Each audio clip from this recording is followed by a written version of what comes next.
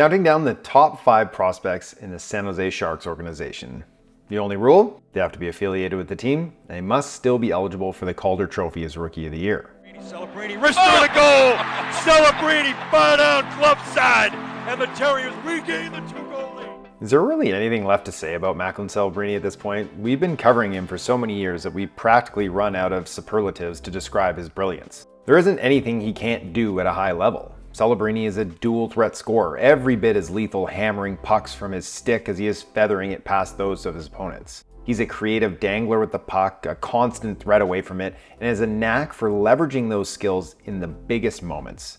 Were that not enough, Celebrini is also one of the best shutdown centers we've scouted in all our years covering the drafted elite prospects. The hardest part in any rebuild is finding your franchise center, and you've got that base now in San Jose. He's not likely to set many scoring records, but he'll do just about everything else. Get excited, Sharks fan. Celebrini is going to change everything. Celebrini tries to navigate through traffic. He does! He shoots and scores! Oh my goodness! Coming in at number 2, Yaroslav Asgarov. Asgarov is responsible for some of the best goaltending performances we've seen over the last few years, whether that is the 2021 World Juniors or the U18 World Championships before that. Asgarov is a unicorn in several different ways. He plays aggressively and skates exceptionally well, almost like a smaller goaltender, but has the larger frame at 6'4". He's never out of play and consistently makes second and third chance saves because of how well he remains composed, even in the most scrambly of moments. He is by far the most explosive goaltender of any of the prospects we've watched for this exercise. He has the potential to immediately step into an NHL role and compete to be a starting netminder and potentially even a star level one in the prime of his career. Blocked by Yaroslav Asgarov, right back. Number 3, Will Smith. Will Smith's highlight reel is as impressive as anyone's in the sport. Give him the puck in a little bit of space, and it's over. Smith manipulates defenders with shoulder shimmies, fakes, and look-offs.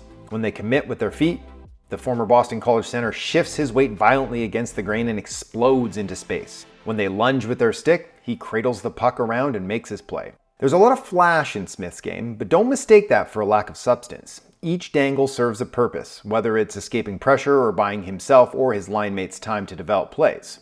Mostly, this skill serves him as a playmaker, but Smith can chain even the most difficult dangles into passes, feathering the puck over sticks and around bodies as he connects with his line mates. If he can become more of a play driver at even strength and get more consistent on a game-to-game basis, the sky is the limit. Here come the Eagles. Smith goes to the backhand, leads it out in front, and it's tapped home by Ryan Leonard. Smith was able to draw the goaltender to one side. Leonard comes in to finish it, and the Eagles have a 3-1 lead. Number 4, Quinton Musy. There were only 5 players separating Will Smith and Quinton Musy in our top 100 rankings, and another season like the last one he had, and Musy might just take his place in next year's ranking. We don't think that's out of the question either. He's that good. Name an offensive skill, Musy has it. He's an overpowering finisher, he's inside driven with off-puck cunning and a massive wheelhouse from which to launch pucks on goal.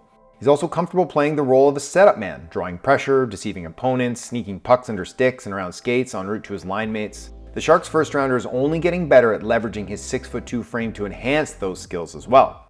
We've always rated Musy better than most. A year after placing him 12th overall on our final board for the 2023 draft, it's looking like he's on pace to reward that conviction. Musty's one of the most complete offensive players outside of the NHL. Becoming a more efficient player and adding a step or two as a skater will allow him to one day get there in a top 6 role. Quinton Musy, an opportunity to make it a 2-goal game. Here comes Musy. As you said, he's had a long shift. He had to sort of catch his second wind. Slides it through, and it's good. And number 5, Sam Dickinson. Let's start with the reasons why Dickinson should have been a top 5 pick in this most recent draft. And you can start with the skating.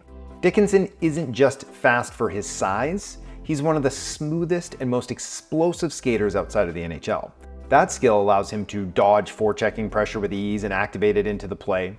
It also makes him near impassable in the neutral zone. Dickinson's also a credible finishing threat from the point, able to dangle around opponents, step into space, and then wire the puck past opposing netminders. The reasons why he fell to San Jose probably centered around his feel for the game. He can be mistake-prone with the puck, and he doesn't read pressure all that well, much less manipulate it. That may place a cap on his ultimate upside, but even the worst case scenario for Dickinson is probably a future top 4 minute munching defenseman who can chip in on the score sheet. And if he can hit a ceiling, you're looking at a true number 1. A little bit through the top 6. McHugh for Dickinson, scores! For more information on these prospects and the rest of the San Jose Sharks, head over to EP Ringside, where we have our complete breakdown of all 32 teams' top prospects.